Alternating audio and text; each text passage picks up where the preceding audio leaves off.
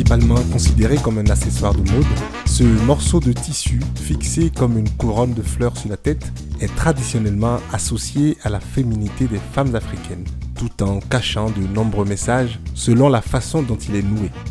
Il y aurait une cinquantaine de techniques d'attache différentes, même si malheureusement, il n'y a aucune référence ou documentation faisant autorité sur les noms des modèles et leur signification.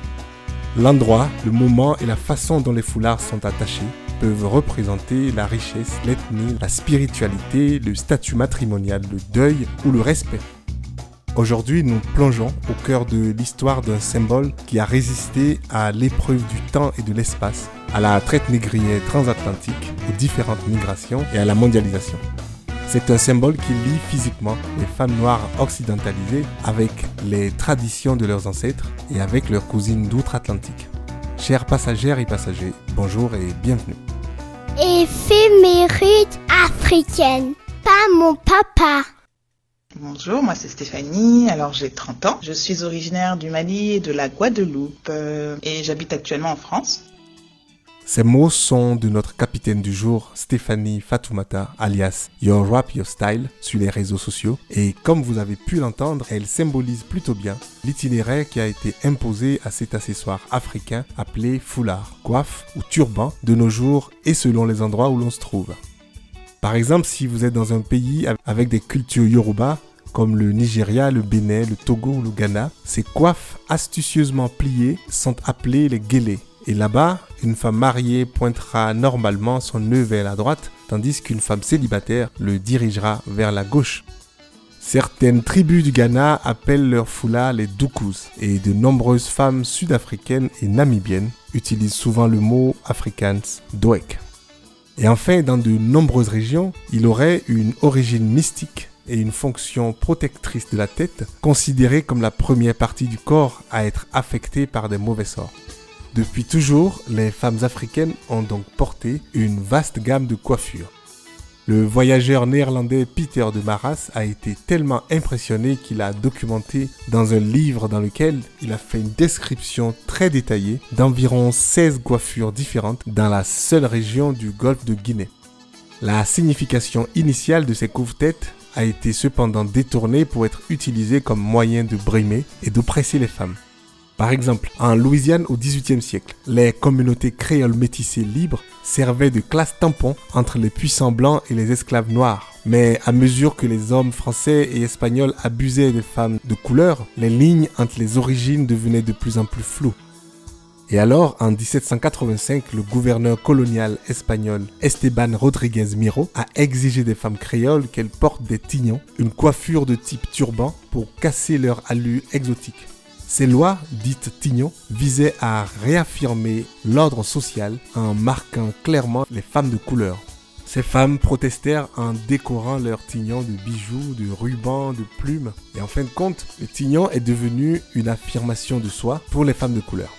Dans tous les États du sud de l'Amérique et des Caraïbes, de nombreux maîtres esclavagistes ont exigé que les femmes noires esclaves portent des foulards. Le foulard a donc servi à des fins fonctionnelles certes, comme la protection du cuir chevelu des femmes contre le soleil, la sueur, la crasse et les poux, mais il était également un marqueur symbolique indiquant l'infériorité d'un esclave dans la hiérarchie sociale de l'époque. Mais les femmes noires réduites en esclavage ont trouvé de nombreuses façons très créatives pour résister. Par exemple, dans certaines parties de l'Amérique centrale comme le Suriname, les femmes noires utilisaient les plis de leur foulard pour se communiquer des messages codés que leurs maîtres ne pouvaient pas comprendre. Ensuite, après l'abolition de l'esclavage en 1865 aux États-Unis, certaines femmes noires américaines ont continué à porter des couvre-têtes de façon créative. Cependant, son association à la servitude et à l'esclavage, ainsi que la production en série d'images et de publicités du type Tante Jemima avec ses fameux carreaux, renforça ses préjugés. Pour s'assimiler à la culture dominante, de nombreuses femmes noires de la classe moyenne ont alors commencé à adopter les normes eurocentriques de beauté et de professionnalisme. En conséquence, le port du foulard en public est largement tombé en disgrâce dans les communautés noires du début du XXe siècle. Au cours des années 1970, les foulards, tout comme l'afro, sont devenus des accessoires centraux de l'uniforme de rébellion du mouvement Black Power aux États-Unis. Le noir est beau, disait-il alors, et les bandeaux en tissu kente du Ghana étaient devenus une célébration de l'esthétique africaine. Enfin, dans les années 1990 et 2000, des artistes tels Erykah Badu, Lauryn Hill et India Arie ont popularisé ces coiffes en mode beaucoup plus coloré et plus imposant pour une nouvelle génération. Tout comme la New Soul avait reconditionné des styles de musique noire comme le jazz, le hip-hop et le R&B, ces foulards sur ces artistes-là ont rendu hommage à une longue et riche histoire de la culture des cheveux noirs, les faisant rentrer rapidement dans le courant dominant.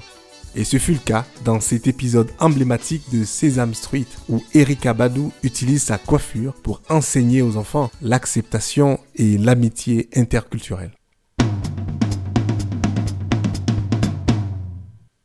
Mon cliché africain du jour est une question. Est-ce de l'appropriation culturelle quand une femme blanche américaine, par exemple, choisit de porter un foulard africain comme on le voit de plus en plus? Est-ce un hommage? Est-ce une marque de respect? Est-ce de la vulgarisation culturelle? Avant votre réponse, permettez-moi de définir ce terme. L'appropriation culturelle fait référence à une situation où une culture dominante s'approprie les codes d'une culture dominée, par exemple des peuples colonisés ou des minorités opprimées. Alors, est-ce du respect quand c'est fait pour le plaisir et l'argent tout en effaçant le côté culturel, comme le fait de porter des motifs de kéfier palestinien sans jamais mentionner la douleur de ce peuple? Est-ce un hommage quand on peut presque entrer et sortir d'une culture et en utiliser les codes sans jamais emporter le fardeau, sans jamais souffrir et tout en conservant ses propres privilèges?